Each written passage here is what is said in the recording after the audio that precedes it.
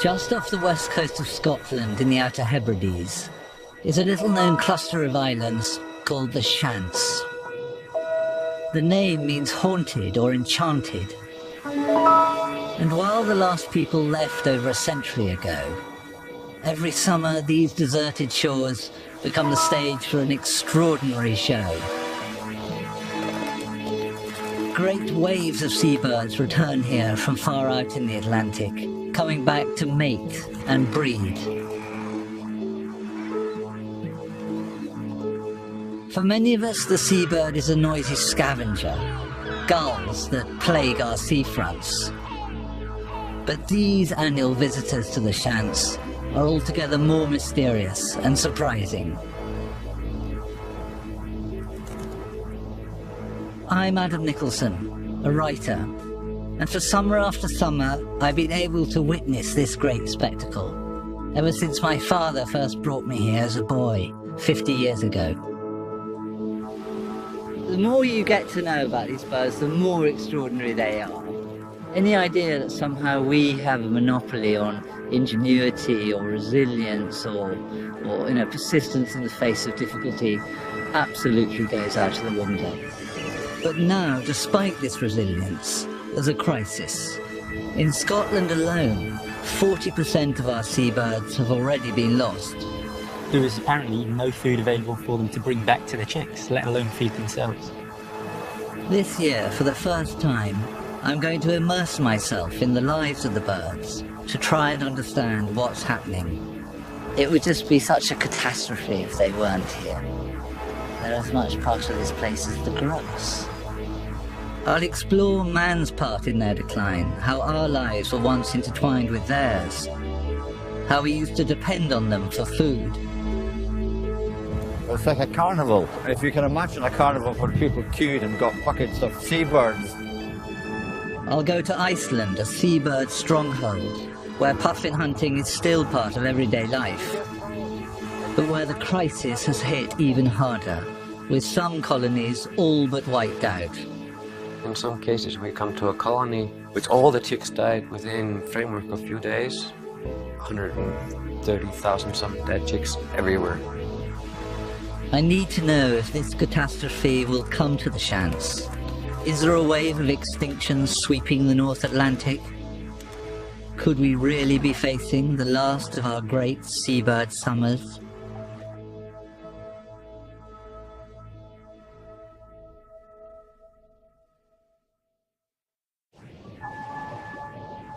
Set in a stretch of sea called the Minch, the Shiants are actually 3 separate islands.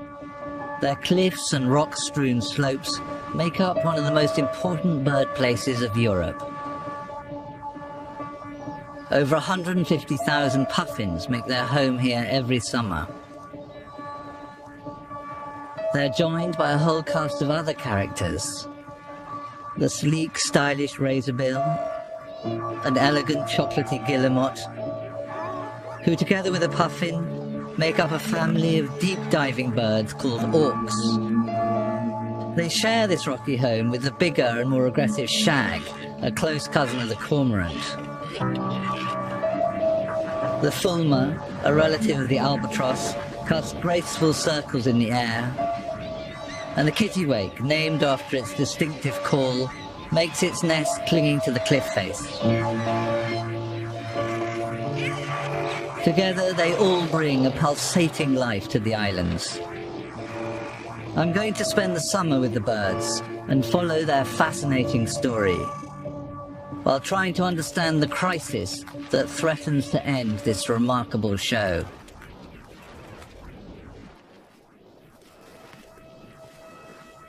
For thousands of years, the birds have shared the Shiants with families of shepherds and farmers who've left their mark on the landscape. But the last of them left over 100 years ago, when the pull of the modern world became too strong. Today, the one remaining house is used for visitors only, and life here is unchanged. There's no electricity, no loo, and no running water.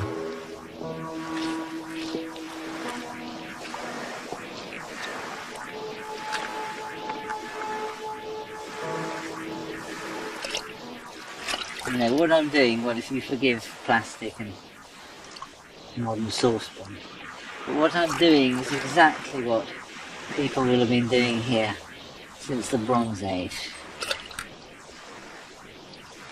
And it's delicious, pure water. Just seeping down through the hillside. I did once come. There was a dead sheep lying in this. It wasn't so brilliant. This simple existence makes it easy to become embedded in the natural world of the Shiants. And for the last 50 years, I've been able to witness the life of the islands. All thanks to a decision made by my father, Nigel, also a writer.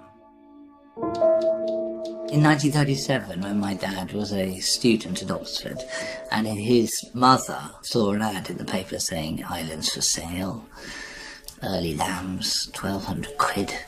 So he came up here for the day and fell in love with them and bought them there and then. He brought a visitor's book, and this is the first visitor's book. And it's very, very much like my dad, because everyone else writes screeds and screeds in these things. And he says, Nigel Nicolson, a month alone with a dog. And that's it.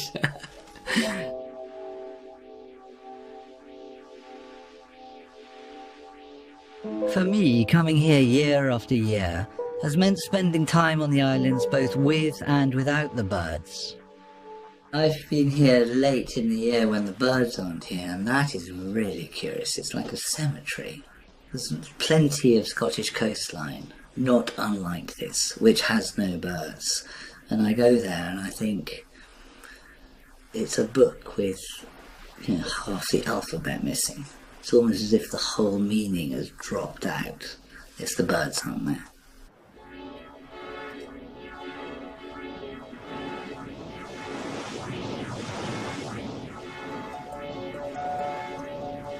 It's early May, and after spending nearly 8 months dispersed throughout the North Atlantic, the puffins and razorbills are making their first tentative appearance in the seas around the Shiants. They've been out there, you know, in the wild Atlantic, no landmarks in sight, it's pure open ocean, totally alone, but you can't lay an egg in the sea. And so they've got to come back here. It's rock that brings them here. And so spring comes on and the days lengthen. Then they're back here, finding their wife with this desperate and fierce urgency to breed. Although puffins and razorbills can live for 30 years or more, every summer they return to the same partner and set about getting reacquainted. 15 billion colonies.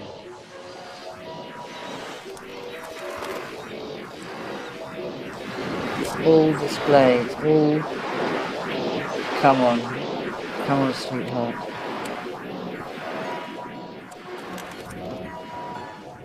As the puffins arrive for the summer breeding season, they change from their grey winter appearance to this flamboyant orange bill and eye makeup, advertising their health to their mate. These early signs of life on the Shiants are promising, particularly with so many reported declines elsewhere, and I didn't have to wait long to be reassured that the birds would return en masse.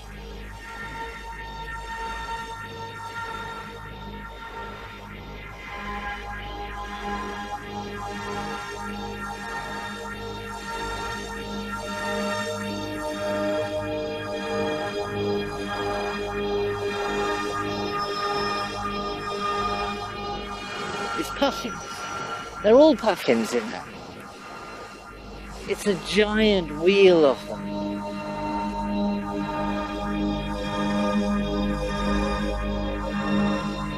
It's so astonishing, these birds that have been dispersed across literally millions of square miles of ocean are now gathering here again to make the next generation.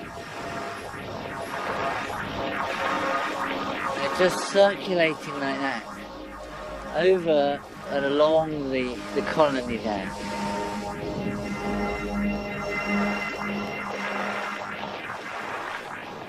It's phenomenal. I find it very moving.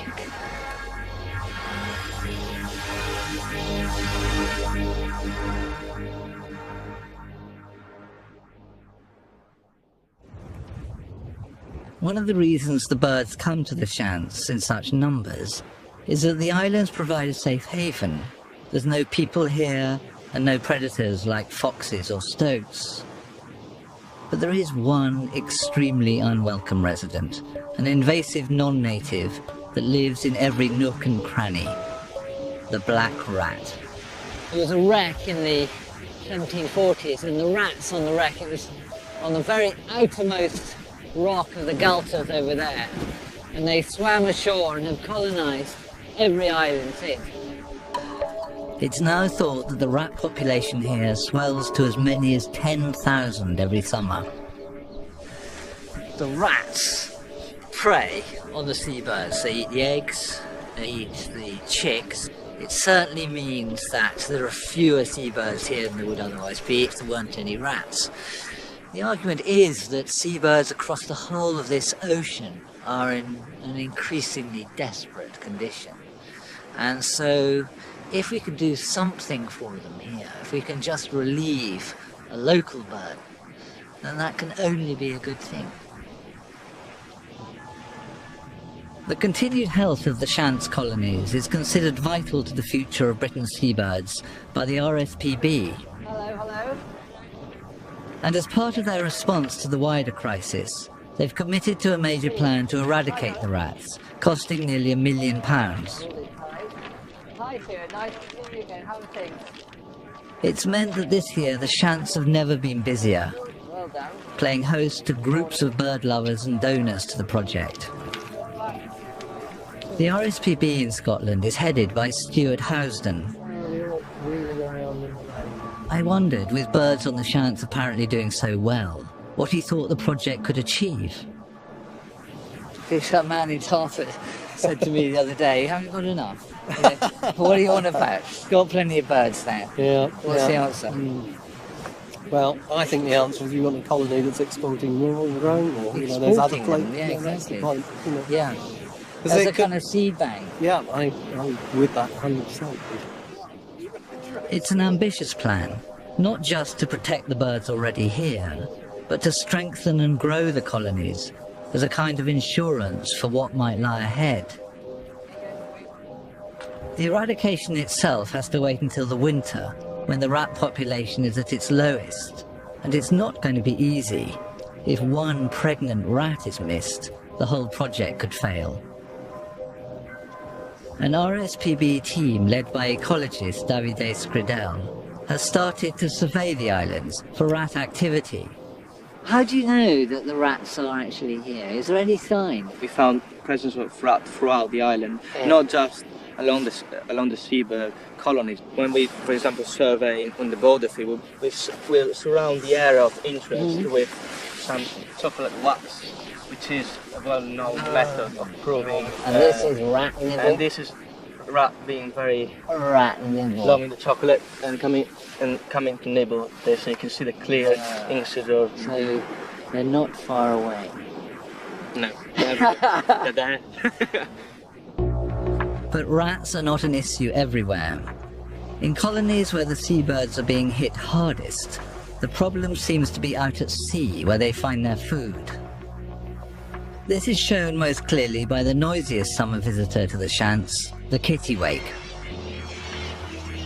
Unlike the auks, the puffins, guillemots and razorbills, which can dive as deep as 100 meters or more to catch fish, the kittiwake, seen here feeding, can only forage near the surface, making it more vulnerable to changes in the marine environment. The key thing about the kittiwake is that it's quite a specialist, you know. It doesn't go very far and it can't fish very deep. So if there is a slight variation in the conditions, then it'll read straight away into kittiwake chick production. And so they are in a way a barometer of how things are. The kittiwake colony here on the Shiants is as good as I remember, suggesting the seas around here are providing enough fish for the birds. But it's not like that everywhere in Scotland. To try and understand why, I'm leaving the islands to go and see for myself. Less than 150 miles northeast of the Shiants, at Marwick Head on Orkney, there are kittiwake colonies in steep decline. These cliffs have been part of an RSPB reserve since the 1970s. To find out what's happened here, I've come to see Phil Taylor, who's in charge of the RSPB Seabird Recovery Programme for Scotland. Bloody hell, look at that. That is incredible down there. The cliffs here are undoubtedly spectacular, and at first sight all seems well. What we're looking at here is still a lot of birds, but it's not what it once was. How many kittiwakes were there here on this whole headland? On this whole headland, Yeah. was about 5,500. And now how many are 500. there? 90%. A 90% decline, yeah. A tenth of the birds that were here in 2000 or 1999 are now breeding here. Birds here haven't been able to raise enough young to replace themselves. So we've got an ageing population all the way along these cliffs. So you start to see something that's hollow. I mean, it looks good, but there is a sort of a failure going on inside what you're seeing. Yeah, that's right. Just around the corner, Phil takes me to a spot where the evidence of decline is much more graphic. This is a photo taken back in the 80s of this exact same cliff. Yeah. And you can see this entire centre section here in the photo full of birds. An entire high-rise flat of kittiwake nests. And in this area here, There are hardly any. That's incredible. What explains that? Why should there be a failure here? one thing about kittiwakes is that they're a great indicator of the health of the sea around. We've got a full cliff of seabirds and some healthy sea out there. And now, in front of us, we have quite a bare cliff, showing that actually what we're looking at out here, this big blue mass that we can't really see into, isn't in the condition it should be. You could not think about protecting that bit of cliff there and the birds that live on it without also thinking about how we protect and recover that bit of sea there. The sea provides all the food for our seabirds.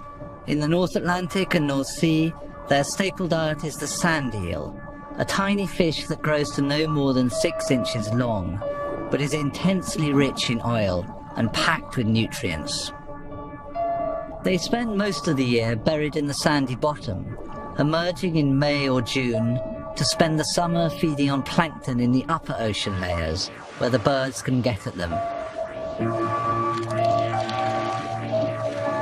Sand eels have been exploited on an industrial scale, turned into pig food and fertilizer, and even used to fuel the Danish power station. Bob Furness, a leading ornithologist, sees the relationship between sand eels and seabirds as key to their future. It's absolutely clear that an excessive harvest of sand eels reduces the breeding success of kittiwakes. So for Shetland, when the sand eel stock falls below a certain threshold, the breeding success goes down dramatically. So the breeding success is nearly zero with low abundance. This was what led to the closure of the sand eel fishery off the east coast of Scotland. When the sand eel fishing stopped in the year 2000, to start with, the bird numbers rose, but after that, the declines continued. Over on the Shiants and the rest of the west coast, the birds haven't suffered as much, suggesting local factors must be critical. The sea around the islands benefits from notoriously powerful tides, forcing the water over rough seabeds, stirring up nutrients that feed the plankton the sand eels depend on. And this could be one of the reasons the Shiants birds continue to do well. It's mid-June now. The main seabird colonies on the Shiants are among these boulder fields and grassy slopes. I'm hoping that the birds will have laid their eggs and that some of the chicks might have started to hatch. There's nowhere on the Shiants that's thicker with birds than this. This is like absolutely concentrated nub of it. It's not really zoned. You know, they are all in with each other. Puffin, shag, guillemot and razorbill are all together here. It's a pretty hard and uncompromising place, but it does provide all kinds of different opportunities for the birds to nest and breed. The grassy slopes next to the boulders are perfect for puffins. They make their home in burrows, and although there's some infidelity in the puffins' world, most return with the same mate to the same burrow every year. This view inside the burrow, filmed on the Shiants, shows the puffin making preparations for a single egg, usually laid in early May. I know that the male does more of the burrow building than the female, and often they're coming out absolutely filthy from the kind of dirty winter burrow that they're trying to sort out. They also nest in hollows and crevices between the rocks.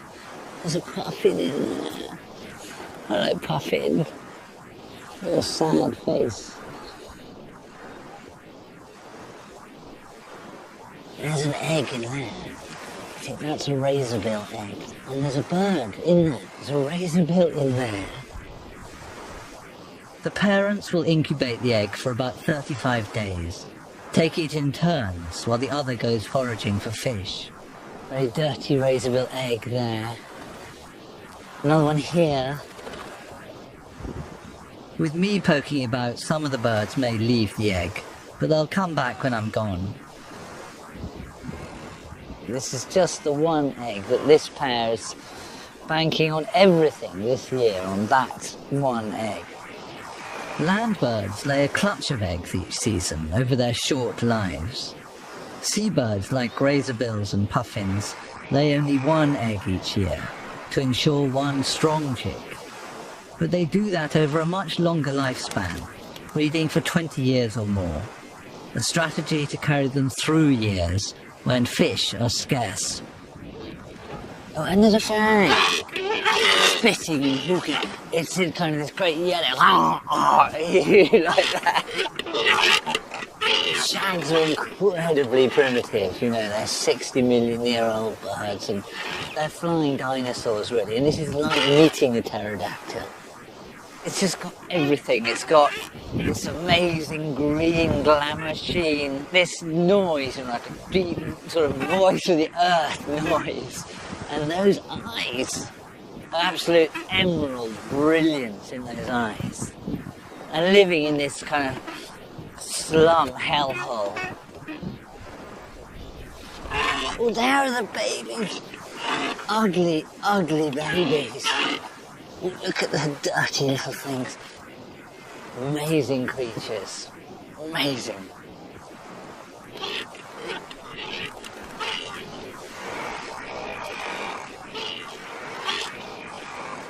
I do feel you're meeting life in the raw here.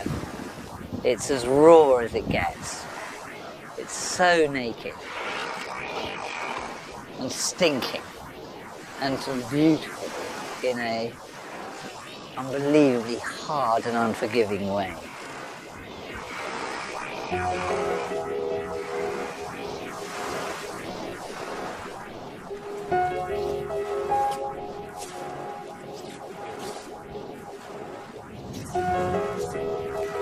This is as good as I've ever seen here. You know, this density of birds. I just love this. I love it. Thousands of birds. They're like little moths. So all you hear is the wing flutter.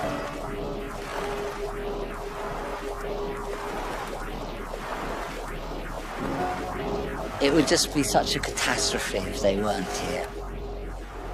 They're as much part of this place as the grass.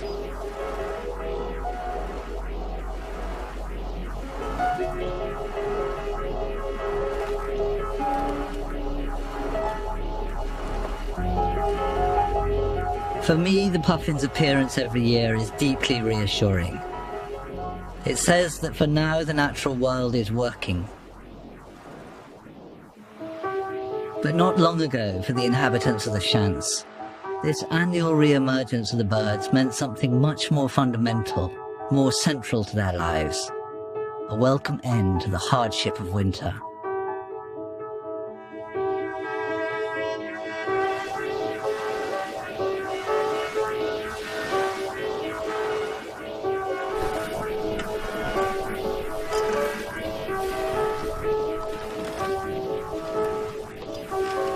I often think of the way in which people here must have looked forward to the moment when the seabirds arrived. Not only as sort of spring coming, but as deliciousness arriving. These two forms of life, completely embedded Atlantic creatures that spend most of the year out in the ocean, and people stuck here on this island meet for this magical 3 or 4 months in summer.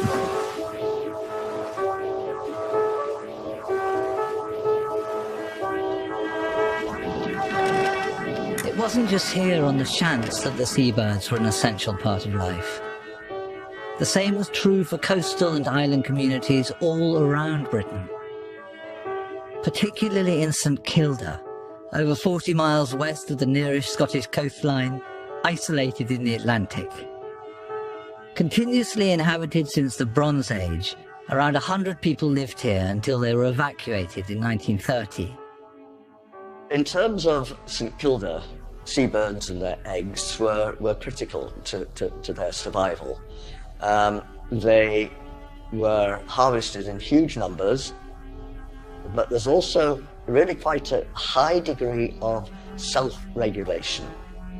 The St Kildans were allocated shares in the bird cliffs and indeed in the species that were taken. And you generally didn't take the breeding female or male when they were feeding the birds, because otherwise you were going to starve the young. The harvest was organized in a very formal way. It was built up by acute observation and the accumulation of knowledge over generations. I don't think one can emphasize that too much. But the breakdown of subsistence cultures means that there is no longer this intimate relationship with the natural world. Today, communities have ceased to depend on seabirds for their survival. But on the Hebridean islands of Lewis and Harris, there are those who still remember taking birds on the Shiants as part of everyday life. No, we used to go out there to get the puffins, you know. Puffins were a very delicacy then. You could almost walk across to Mary Island with how thick they were, you know. Yeah. We would have a belt round our waist here. Once we had the belt full of puffins, we put them in a bag, and then when we got home with them here, we plucked them. Then they would be roasted in a pot roast. We used to eat the cormorants here. How often? Maybe twice a week. There used to be cormorant soup at one time. But the other birds they used to eat as well were guillemots and every seabird you could think of. Donald Morrison, whose father was born on the Shiants in the 1890s, also remembers when eating seabirds was commonplace. The gannet, aye. Oh, they used to catch them in Marine, you remember that?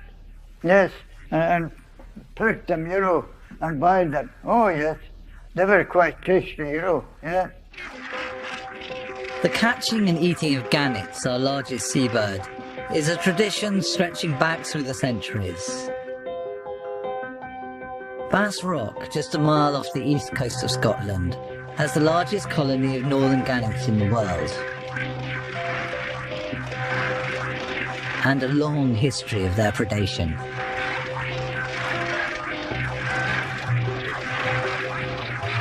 I mean, it's completely raw, life and death. Maggie Shedden has been bringing visitors here for the last 10 years. Look at it. I mean, they were so desired. This was money. This was a prime crop to have. From about the 13th century, this was the industry. across here in Canty Bay, this was very much where the birds were taken to. So the innkeepers there, they'd have their boats, they'd come out, collect the birds. They were then roasted, often wrapped in rhubarb leaves, and from there the oil drained off as they were roasting. Now that was gathered because it was thought to be medicinal. And what would you use the gannet oil for? It was thickened and made into a salve, so I think it was a cure-all. Rheumatism, gout, you name it, cuts, bruises. But if you think about it, it's incredibly rich in fish oil because their source is generally very oily fish. Oh, okay. You came right out of it. Do they take eggs as well? Yes, eggs have been on Buckingham Palace dining table. So they really were, this was luxury food. For centuries, people managed to harvest seabirds sustainably. But when they began to exploit them on industrial levels, the effect was disastrous. Here at the Kelvingrove Museum in Glasgow, there's a potent reminder of a time when greed pushed our relationship with the birds too far and drove to extinction a creature once found throughout the North Atlantic. Oh, fantastic. The great auk. Look at him, he's huge. He's like a giant razorbill. Imagine that stomping around the place. This is the very first time I've ever looked a great auk in the eye. Looks amazingly alive, you can just imagine it. These were the birds that people called the penguin first. And what we now know as penguins were only called penguins because when people went to the Southern Ocean, to Antarctica, they reminded them, the birds they saw there, of these. And flightless, you see its little wings are obviously no good for flying, they are just swimming wings. And this fantastic, thick, matted, feathery chest. And that's one of the reasons that they're gone, that people killed them because of that huge mass of feathers. You know, you wouldn't need many great auks for a pillow. And there's no doubt that in the 19th century people went for these things in the most rapacious, greedy, thoughtless way. They literally herded them into their ships. They tied the sails from the side of the boat onto the rock and then herded the great auks into the hold across the sails, incapable of escape. Couldn't fly away, just knocked on the head.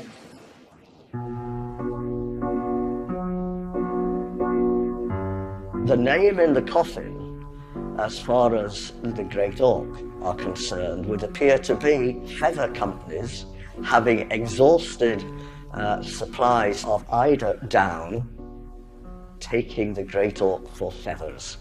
And the harvests were phenomenal, it would seem, year upon year, and it would appear that that was the end of the great auk. Its feathers were mainly used for bedding, but at the same time as the last great auk was killed in the middle of the 19th century, another market was growing that spread the net much wider.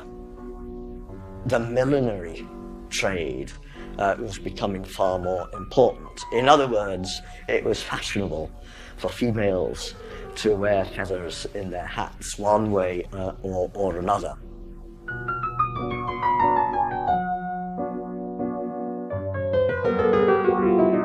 The numbers involved were staggering. More than 5 million birds were killed each year to satisfy the American trade alone. With a story from the end of the 19th century of one enterprising business killing 40,000 seabirds to meet the demands of a single hat maker.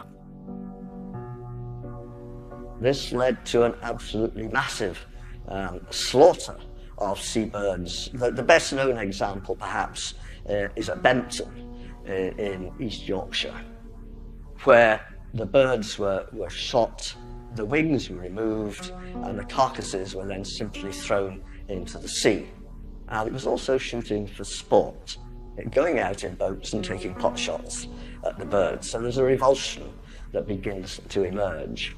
And this, quite rightly, quite understandably, was seen as unacceptable. and it led to the formation of the first, as it were, bird protection society, I think in Bridlington, which in turn led to the first of the Seabird Preservation Acts. The Act was a turning point, the beginning of the end of thousands of years of harvesting seabirds. The moment when our relationship with the birds started to shift from consumption to conservation. But there is one place in the British Isles where the old relationship has endured.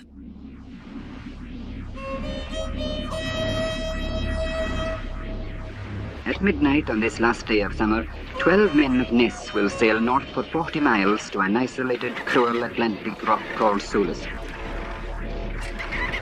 That lonely rock has attracted the Ness men for centuries past. They go there every year for a strange September harvest.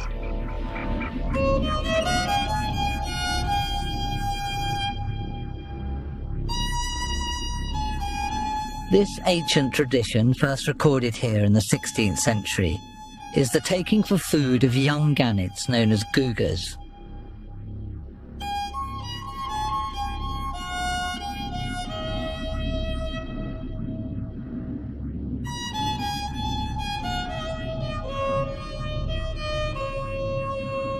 The oily flesh has always been prized by people here.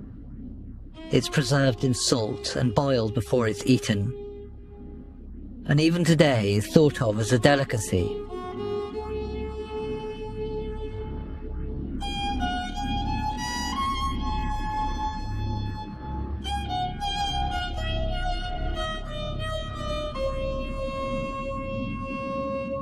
The hunters all come from a small remote town called Ness on the northern tip of the Outer Hebrides. I think that made a huge difference. I wondered why this place and its people had kept the tradition alive. Donald Murray has written a book about the gugger hunt. He grew up here in Ness and vividly remembers the atmosphere surrounding the hunter's return. It was almost like, the centrepiece of Ness. It was like a carnival. If you can imagine a carnival where people queued and got buckets of, seabirds. And there used to be a queue. I remember being part of that queue, waiting for the hallowed bird to arrive. There was absolutely no doubt it was a thrill, because in some ways it was a statement of your identity. Yeah. Did anyone feel when you were young that this wasn't the right thing to be doing? Nobody. I think there was a kind of uniformity of view. Nobody questioned the need for it. At the time when I think so much of the identity of this place was under threat, you were saying to the rest of the world, we dare to be different here. Yeah, I mean, what was the impact here of the growing movement in England to conserve these birds, people feeling that they were under pressure? We've seen the outsider come in and telling us what to do, for centuries, language being banned, someone like my grandfather having to wear a bolt of wood around his neck for speaking Gaelic in the playground. So, in a way, the seabird hunt here is basically saying, thus far and no further. We don't want you to take away this. We must retain some part of our identity because the rest is under threat. This defiance led to the hunt being officially recognised in 1954, and it is now licensed to take 2,000 gannets each year. Today, the harvesting of guggers by this group of men, although rooted in the past, is not just a ritual. There is still value in it. And although it doesn't harm the gannet population, it is an anomaly in modern Britain. But there is a place where taking birds like this is still widespread. Iceland, the seabird stronghold of the North Atlantic and home to over half the world's puffins. I've come here because I want to understand how the puffin hunting tradition continues as part of modern life. My destination is a tiny island called Grimsey, just on the Arctic Circle, 25 miles off Iceland's north coast. How nice to see you. I've never before landed through a cloud of seabirds like that. There are millions and millions of Arctic terns here, look beautiful little things, just dancing over the whole airport. can hear them just screeching. They've got lovely long swallowtails. In Scotland, Arctic terns are one of the worst hit species. Over 70% of the birds are gone. They, like the kittiwakes, are surface feeders, you know, so they just dabble around in the surface of the sea, picking up sand eels and things like that, so this is lovely to see this here. Puffins! There are puffins there at the airport. Oh, look at that huge flock of them. You know, that's just, you get out of a plane and literally within seconds you're surrounded by some of the great birds of the North Atlantic. You know, people think of the North as sort of sterile and hostile and so cold, but this is just burgeoning with life. We shouldn't be amazed by this. I mean, that's what feels weird about it. You know, this is what the whole ocean should be like. It's incredibly exciting to see it. Even the kittiwake is booming, the great barometer of the ocean's health. These teeming clouds of birds show that here in the north of Iceland, the marine system is working. Grimsey was first settled by the Vikings 1,000 years ago, and today 77 inhabitants remain. The islanders are largely supported by the prolific cod fishery in the surrounding seas, but fish isn't all they catch. For Icelanders across the country, seabird hunting remains a powerful tradition, nowhere more than on this island. Hello there. I'm here to meet Siggy Henningson and his wife Harper. Hi. Hello. Hi, how are you? I'm Adam. Harper. Very nice to meet you. Yes, Harper, so where is your husband? He's hunting some puffins. Is he actually now? Yeah. Look outside the window. What, he's out there? Yeah. Can you just literally walk out of the house and hunt puffins? Yes, you can. There they are. Coming with a bag full of puffins. Oh, no. That's my son with the blue hat. No. He's coming over here with the bags. Flott, you Guðmundur. Can I go out there? Yeah. I'm here to see puffin hunting firsthand. Siggy, hi. I'm Adam. But the matter-of-fact reality of it comes as a bit of a shock. Well, look, there, if you like, is the Icelandic tradition, made flesh. No one does this, you know, in Scotland anymore, no. Just no stop. one. It's stopped, yes. And so it used to be a tradition in Britain to catch them, but not now. Siggy's been puffin hunting since he was 12 years old, although he makes his living fishing for cod. How far down is it here? Just on the... It must be the only place in the world you can walk out of your house and catch a puffin just like this.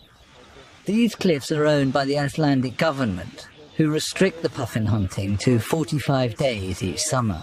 And so you rent this bit of land here. Does that give you the right to take these puffins and nobody else can come here? I always let my friends to eat, and when people ask me if they can catch to eat, no problem. Get them to play. Sweet. Okay, can I come next to you here? Just here? Yeah. Okay, so you have to hide a little bit, but you're in orange. Sometimes it's better to have something like this because he's very curious what it is. Yes, the puffin comes. Oh, what is that little thing? You want to go closer and see. Okay. Nei, herðu, ekkert svona. Komdu hérna.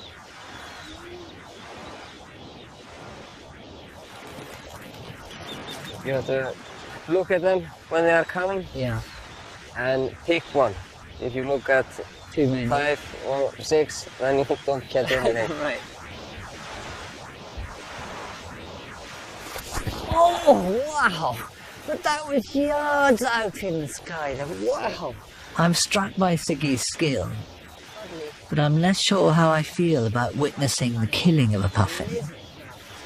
And there's one twist, and he's done. Is he dead? He's still moving. Oh, but it's just the kid. afterwards, yeah. He's gone, yes. He's still flickering a bit of life. It's just the nerves, yes, I know. Yeah. We just leave him there for now. I want to be okay with this. Siggy's certainly retained a connectedness to the birds that we've lost, but it's much harder than I expected to watch a puffin die. You know, a lot of people, if they see someone doing this, will think, how could you? Every bird is okay to catch them if you just do it right. And don't be greedy, don't catch too much. And if you saw some change of the puffin here, I think the men who are catching the puffin would stop. Siggy and his fellow hunters are clearly aware of their possible impact on the puffins, but with looming declines elsewhere, I struggle to get behind the killing of any seabirds. When you take a bird and you kill a bird like that, do you feel any sense of it not being the right thing to do? No. I think it's just we catch them to eat, so I don't see any difference. It's just meat. Yeah.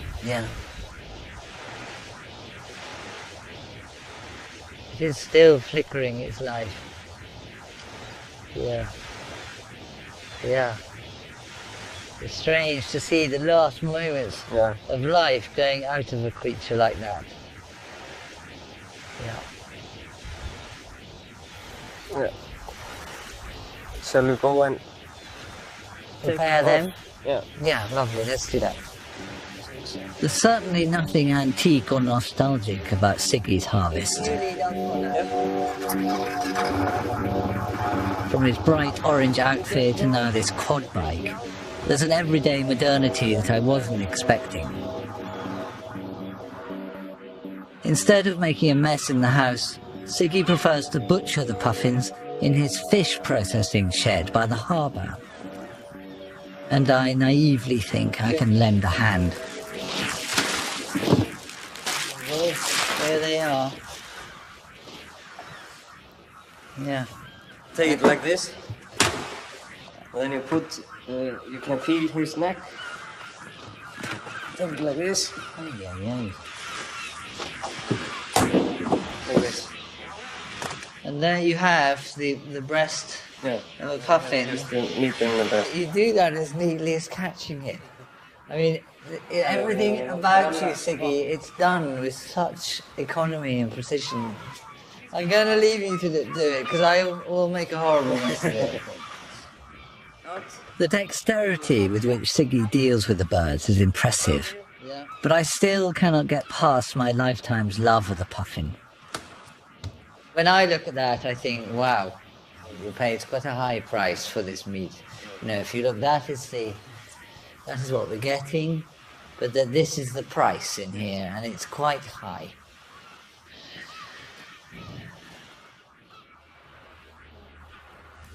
Have you ever had people here who've come to tell you that doing this is a bad thing? Yeah, we had sometimes, maybe twice. One woman asked me how can I kill this bird? Was she upset?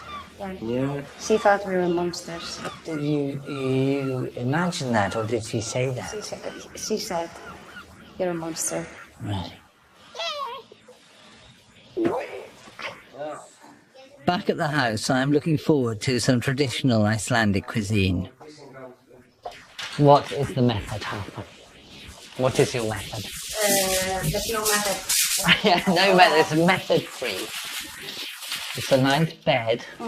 Yes. Then you put sauce in. Hunt's honey, mustard, barbecue sauce. Improved recipe. I thought this is not an old Grimsby recipe. No. It comes from, let me have a look, I'll just have a quick look. Comes from Omaha, Omaha. Do you want all of this in there? Yeah. Takes skill to do this. Yeah. It's years of tradition in action. So what do we do? Just lay them out here? This is quite strange for me now, because I have loved puffins from afar all my life. And so to see so many of them laid out here like this in this form is slightly troubling for me. I have to admit that. Okay, is it too hot to handle? Oi, careful! Woo! I've got that, I've got it. I might be reaching. However conflicted my feelings, it's abundantly clear that there's no issue for Harper and Siggy. It's me that brings a hands-off, conservationist culture that has no place here. But even knowing the birds are plentiful doesn't make this process any easier for me. Come on, don't be stupid, Adam. Don't be sentimental. It's neat. Yeah.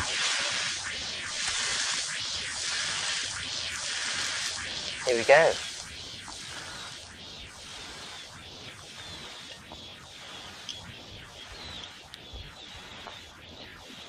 Very good, very saucy. It tastes very much of the sauce. Yeah. Delicious. It's like a game bird. It's like a wild duck. Siggy, of course, more than anyone, wants the birds to be here next year. Wherever people have hunted seabirds, this has nearly always been the case. His taking of puffins might be part of modern day-to-day life, but is actually rooted in an ancient subsistence relationship. I love the idea of this way of being, but in truth, in my world, the puffin's been so romanticized. The possibility of a relationship like Siggy's has long gone. Back on the Shiants, the sharp end of our relationship with the birds is all about conservation. Although, in an echo of Siggy's, it still involves a form of hunting. These men are part of a network of volunteers who monitor bird numbers and movements for the British Trust for Ornithology. Jim Lennon and his team come here every year to ring and recapture as many of the Shiant seabirds as they can. It's absolutely stuffed with birds here, isn't it? Yes. It's now July, and all being well, the chicks will be hatched, and the parents should be bringing in fish for their young. Except for that they're carrying a lot of sand eels. Oh, look at that! Look at that! Isn't that lovely? That's the first one I've seen this year. 1, 2, 3, 4, 5, 6, 7, 8, 9, 10 sand eels. Isn't that right, Wilma? Yeah. Fantastic. The team will be on the Shiants for 2 weeks, and in that time they'll ring around 2,000 birds of all species.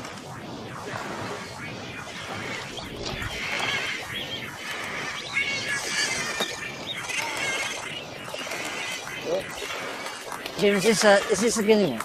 Yes. Oh, look at you! Oh, quivering. It's still got something inside of the egg here. God, imagine being born into that. Christ. Look at that's a sweet thing. That'll be a week old? 3 weeks. 3 weeks. And so how long before that one heads out to sea? Another week or so. Right. I think it'll be gone before us. Yeah, okay. So how old's that little one? Week, 10 days, I suppose. So half the age then, maybe, yeah. And this growth is entirely fueled by sand eels. Sand eels, yeah. Look at that chick. The shag chicks are the first to hatch, but need up to 2 months in the nest before they can fly. This is being in touch with the alien. Crikey. Hello. It's all right. No, we're friends. Yes, shit. I'm not going to eat you.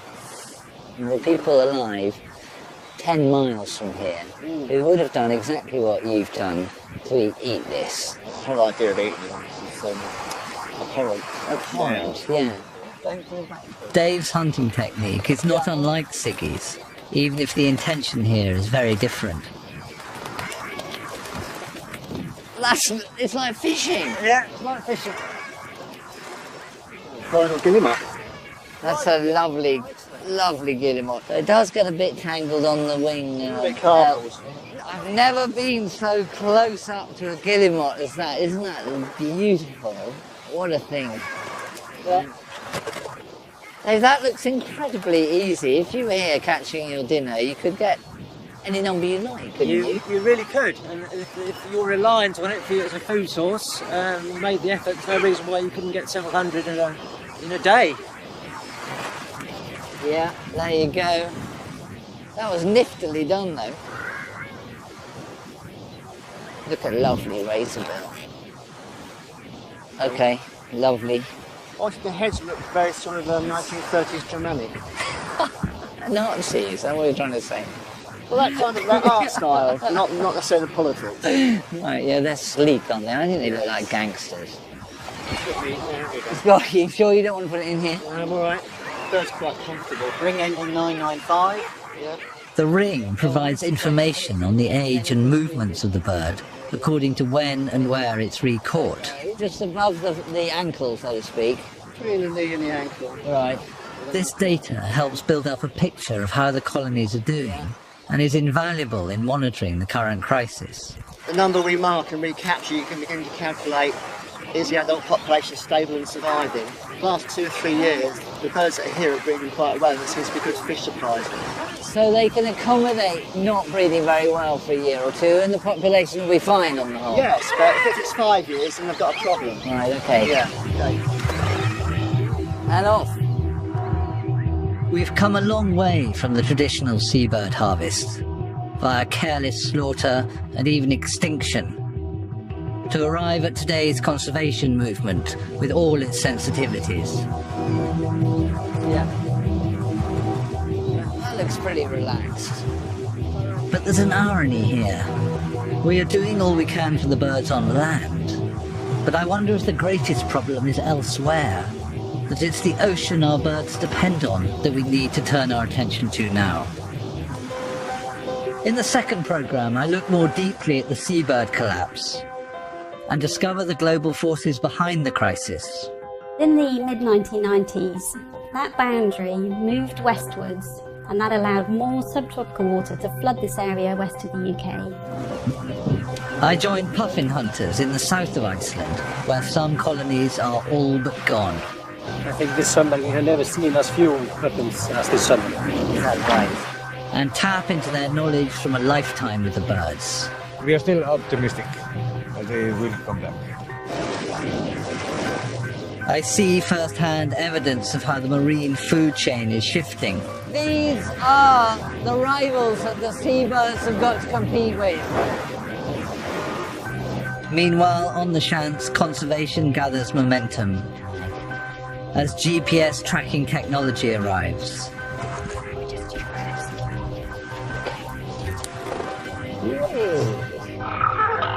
And a remarkable new visitor is enticed to the islands. Hey, look at that! Oh, that is what exquisite. Look at that.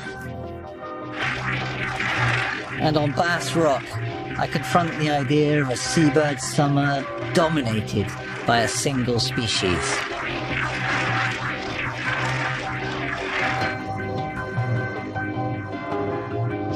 And the final part of the last Seabird summer is here on BBC4 at the same time next week. Next tonight, we're spending a year on Scafell Pike. Stay with us.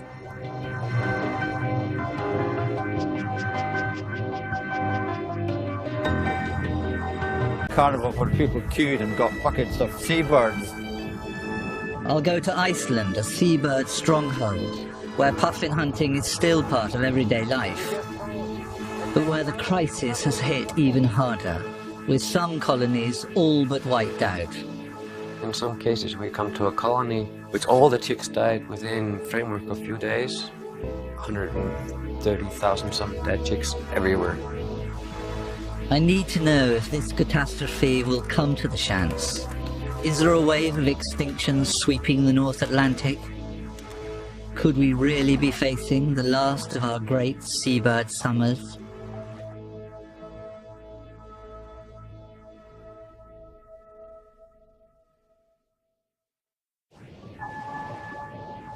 Set in a stretch of sea called the Minch, the Shiants are actually 3 separate islands. Their cliffs and rock-strewn slopes make up one of the most important bird places of Europe. Over 150,000 puffins make their home here every summer. they're joined by a whole cast of other characters. The sleek, stylish razorbill, an elegant chocolatey guillemot, who together with a puffin make up a family of deep-diving birds called auks. They share this rocky home with the bigger and more aggressive shag, a close cousin of the cormorant. The fulmar, a relative of the albatross, cuts graceful circles in the air, and the kittiwake, named after its distinctive call, makes its nest clinging to the cliff face. Together they all bring a pulsating life to the islands. I'm going to spend the summer with the birds and follow their fascinating story, while trying to understand the crisis that threatens... Come on, sweetheart.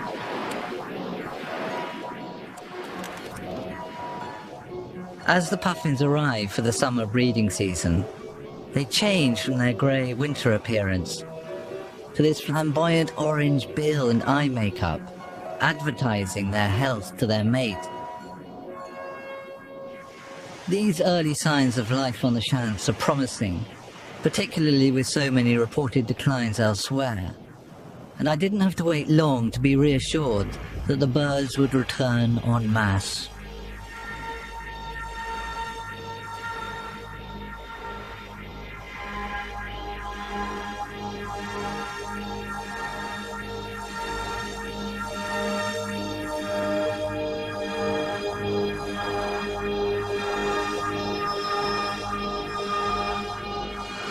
Puffins. They're all puffins in there. It's a giant wheel of them.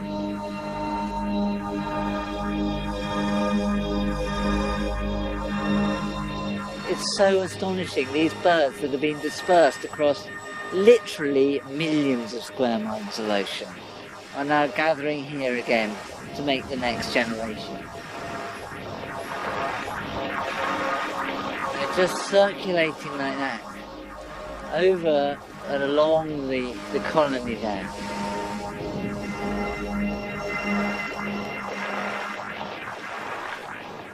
It's phenomenal.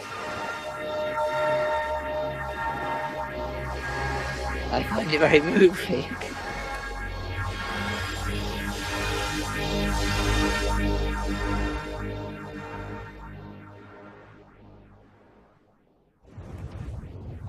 One of the reasons the birds come to the Shiants in such numbers is that the islands provide a safe haven.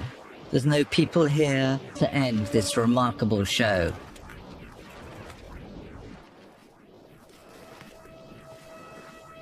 For thousands of years, the birds have shared the Shiants with families of shepherds and farmers who've left their mark on the landscape. But the last of them left over 100 years ago, when the pull of the modern world became too strong. Today, the one remaining house is used for visitors only, and life here is unchanged. There's no electricity, no loo, and no running water.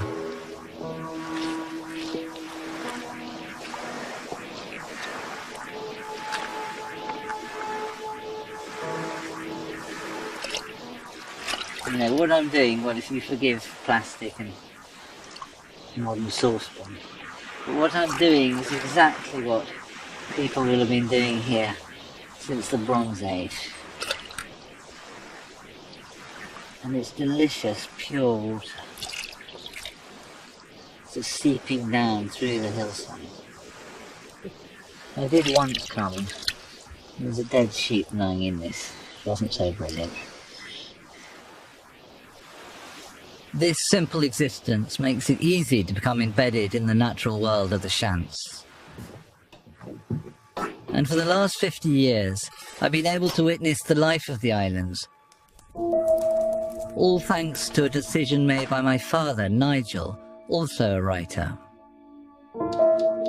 In 1937, when my dad was a student at Oxford, and his mother saw an ad in the paper saying islands for sale, early lambs, 1,200 quid.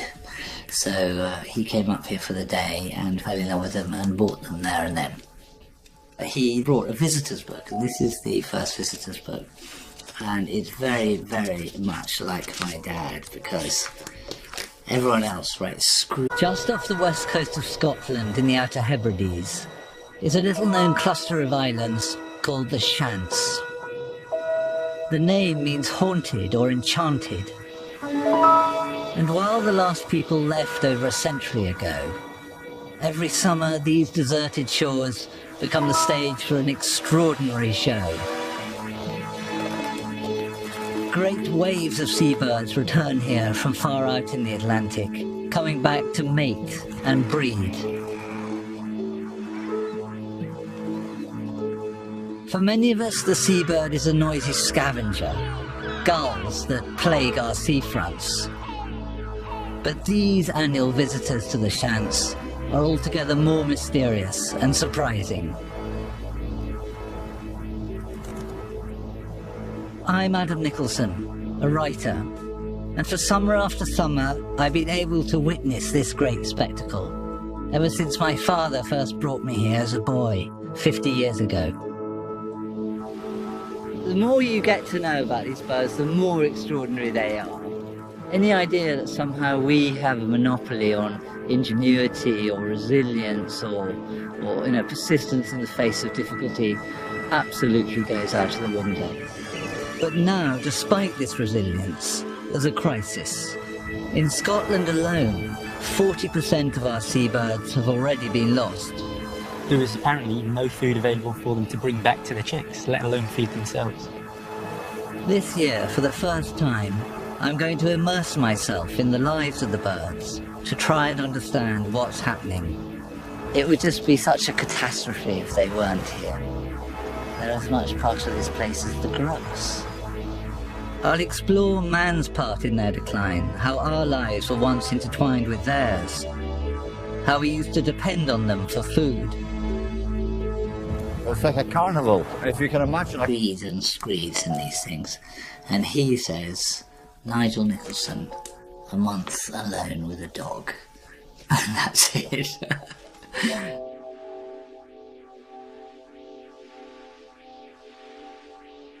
For me, coming here year after year has meant spending time on the islands both with and without the birds. I've been here late in the year when the birds aren't here, and that is really curious. It's like a cemetery. There's plenty of Scottish coastline, not unlike this, which has no birds. And I go there and I think it's a book with half the alphabet missing. It's almost as if the whole meaning has dropped out if the birds aren't there.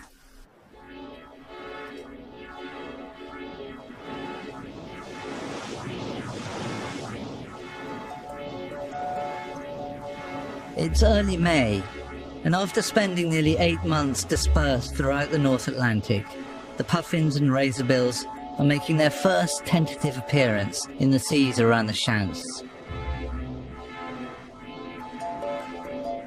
They've been out there, in the wild Atlantic, no landmarks in sight, it's pure open ocean, totally alone, but you can't lay an egg in the sea. And so they've got to come back here. It's rock that brings them here. And so spring comes on and the days lengthen. Then they're back here, finding their wife with this desperate and fierce urgency to breed. Although puffins and razorbills can live for 30 years or more, every summer they return to the same partner and set about getting reacquainted. 15 billion cool.